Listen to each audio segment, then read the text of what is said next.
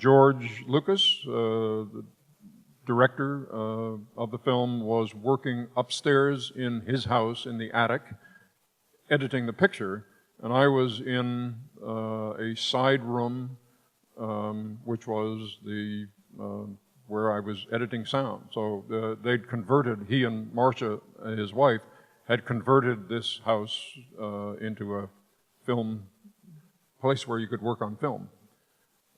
The machines were a Nagra tape recorder and a Sennheiser 415 microphone and a portable film transfer machine, so I could take what was on quarter-inch tape and re-record it onto 35mm film, and a moviola, which is what we use to sync up the sounds with the picture, and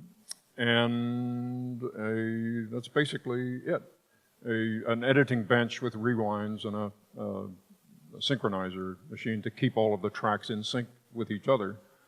And, very, very primitive technology by today's standards, and yet, you can do anything with any technology if you pound away at it long enough. And besides that, there was no alternative. That was the only way you could do those kind of things back then.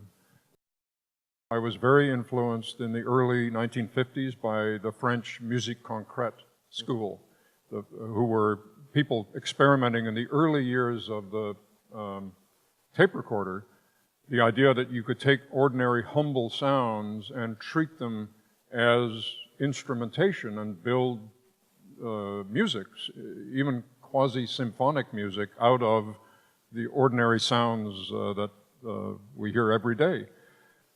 I saw it as an opportunity to do for film the kind of things that my heroes, the musique concrète school, had done without any image. So I thought of the soundtrack as a kind of prolonged musique concrète composition that would occasionally find points of synchronization with what was going on with the image, but not necessarily, so that the image could be doing one thing and the sound could be off here doing something else.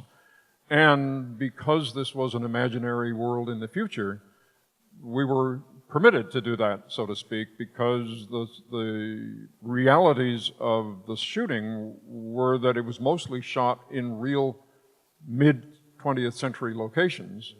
The as yet unused underground system in San Francisco called BART, the tunnels and all of that.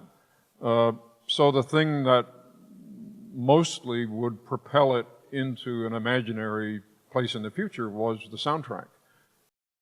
The original story was something that Matthew Robbins and I wrote as a student film project.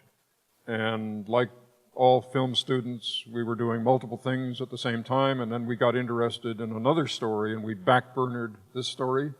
And George had, who was at film school with us at the same time, had linked up with the Navy school. The Navy was putting military people through the film school at that time for the Signal Corps.